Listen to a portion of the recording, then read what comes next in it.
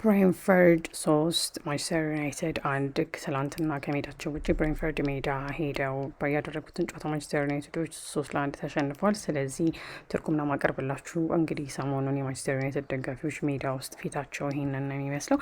በቅድሚያ ስለ ብሬንፈርድ ነው የምናወራው። ስለዚህ የብሬንፈርዶች ስልት ምን ነበረ? የማንቸስተር ዩናይትድን የተከላካይ መስመር ድክመት በደንብ አድርገውን የተጠቀሙት። በተለይ የማንቸስተር ዩናይትድ ተከላካዮች ፍጥነታቸው በጣም የቀነሰ ነበረ። ያንን ለራሳቸው አድቫንቴጅ ተጠቅመውታል። ከዛ በተጨማሪ ደግሞ ብሬንፈርዶች ሎንግ ቦልስ ወይም ደግሞ ረዥም ኳሶች ነበረ የማንቸስተር ዩናይትድ የኋላ መስመር ላይ ሲጠቀሙ የነበረው። ከዛ በተጨማሪ በደንብ አድርገው ወደፊት በመሄድ ኢገር ቲያጎ 2 ጎሎች እና ከዛ በኋላ ደግሞ ተቀይሮ የገባው ማቲያስ ጄንሰን ሶስተኛውን ጎል ማስቆጠር ችሏል ማለት ነው። ከዛ ወደ ማንቸስተር ዩናይትድ የተከላካይ መስመር ጉዳዮች በምንሄድበት ጊዜ የማንቸስተር ዩናይትዶች የተከላካይ መስመራቸው በጣም ደካማም ነው። በተለይ ደግሞ ሃሪ ማጓየር እሱ በደንብ የብሬንፈርድ የፊት መስመር ተጫዋቾችን ትራክ ማድረግ ወይም ደግሞ እነሱን በደንብ መያዝ መከተል ባለመቻሉ ምክንያት በደንብ ሲወቀስ ነበረ። እናም እንደዚህ አይነት ስህተቶች ብዙ ጎሎች እንዲቆጠሩ አድርገዋል። እናም በተለይ በማጓየር ስህተት ኢገር ቲያጎ ያስቆጠረው ጎል በደንብ ሲነሳ ነበረ። ወደ ዳኞች ውሳኔ በምንመጣበት ጊዜ ደግሞ ማለት ነው ኮንትሮቨርሲ ነበረ።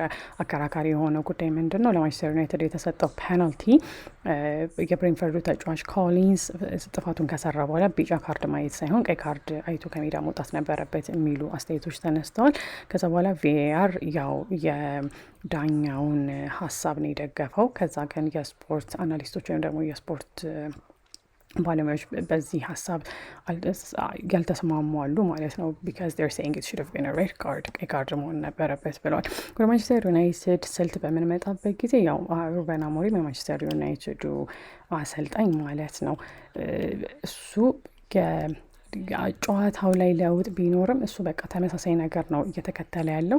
እናም እነሱ አሞሪም ፍሌክስብል አይደለም ወይም ደግሞ ነገር ምንድን ነው እንደየሁኔታው ነገሮችን መቀየር አለባችሁ አይደለም።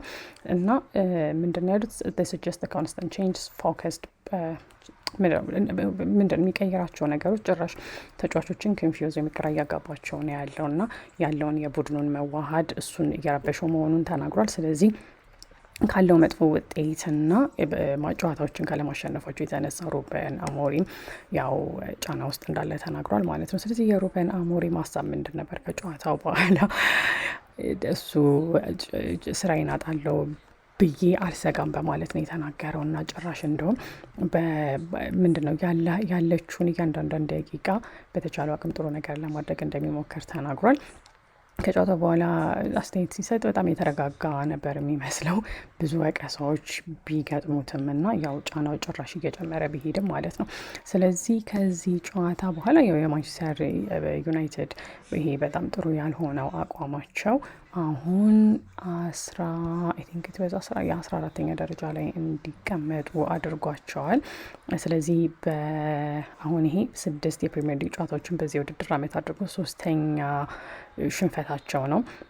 ያው የብሬንፈርድ ደግሞ ድል በደንብ ተደርጎ ሲሞገስ ነበር ማለት ነው። ብሬንፈርዶች በደንብ ሲደነቁ ነበረ። በተለይ ማንቸስተር ዩናይትድ ደካማ ጎን ተጠቅመው 3 ነጥብ ይዘው መውጣት ስለቻሉ ስለዚህ ጠቅለል ለማድረግ ያህል ሩበን አሞሪም ስራዬን አጣለሁ ብሎ እየሰጋ አይደለም። ብሬንፈርዶች በማንቸስተር ዩናይትድ ደካማ ጎን ተጠቅመው በደንብ ትላንትና መስራት የለባቸውን ስራ ሰርተው 3 ነጥብ ይዘው መውጣት ችለዋል።